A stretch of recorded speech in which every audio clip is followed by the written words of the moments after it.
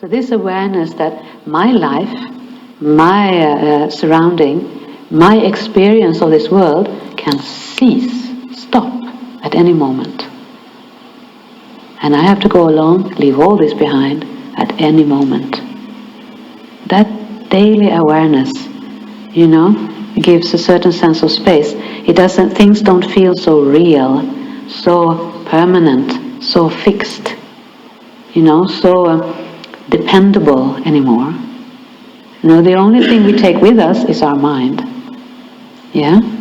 And so do we want to keep our mind deluded, attached, fearful, and is that what we want to take with us? We have to question ourselves. Do I want to take with me anger, jealousy, resentment, pride, and attachment? The attachment that gives so much rise to fear and worry. And that's not the things we want to take with us at the time of death. We want to take with us, at the time of death, we all want to have a happy death, isn't it? We want to have a peaceful, happy death. So what state of mind is that? That's, detachment, compassion, kindness, wisdom. If you meditate every day on your own impermanent nature, and that my death can happen at any time, it automatically generates a state of detachment. Because, it's like when we travel, we go from hotel room to hotel rooms.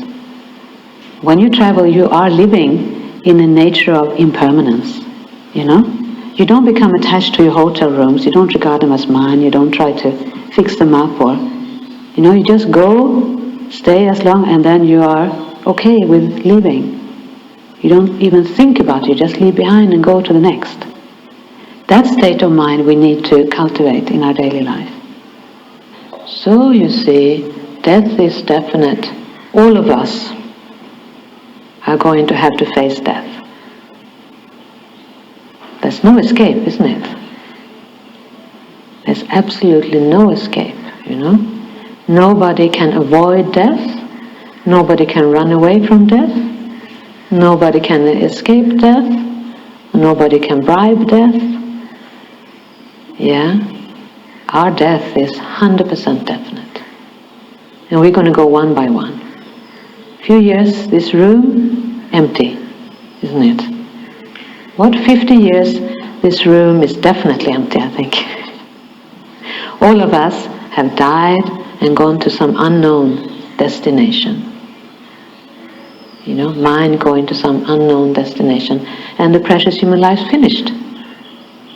No certainty to regain such a life situation and opportunity again. It took us many years to get to this point, And who knows whether even we will be born in a place where we can practice Dharma next life. Then you feel this urgent, not to postpone Dharma practice, but to start from now. Check, how can I integrate Dharma into my life now to make it meaningful? So we go for refuge to Dharma. When we go for refuge to Dharma, we go for refuge to Buddha, who taught the Dharma. We go for refuge to Sangha, who are the helpers.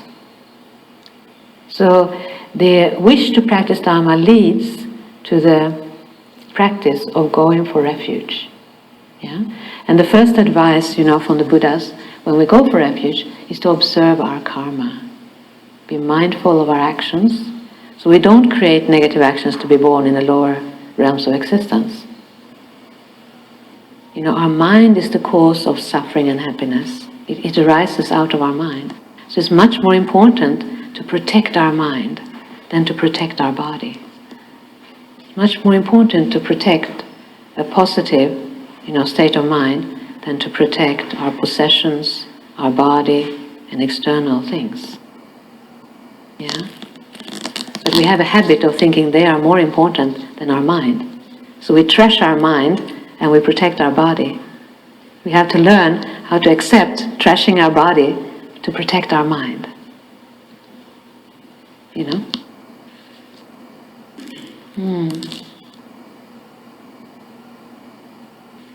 Because it's with anger and hatred and aggression that we destroy our happiness. So my purpose is not to harm others. You think my purpose is to practice Dharma, to extend kindness, compassion to others, so that you generate a state of refuge in your mind. And remember, oh yes, ultimate purpose of my life is, to awaken my mind to benefit others. And for this I rely on Buddha, Dharma, Sangha. So we say we need these three jewels. They are jewels because they help us overcome our problems and put us on a safe and sound direction in life. But the purpose of going for refuge to Buddha, Dharma, Sangha externally is to develop those qualities within ourselves. You can have different meanings of refuge, because there's a kind of inner refuge and there's an outer refuge. When we say we go for refuge, we can also say, I take refuge in my own wisdom. Yeah? But since our wisdom is limited, and we need to develop our wisdom, we have to rely on beings with greater wisdom than ourselves. So that's why we rely on Buddha, who teaches perfect wisdom. So we go for refuge to Buddha, that's external refuge, to develop our own inner refuge.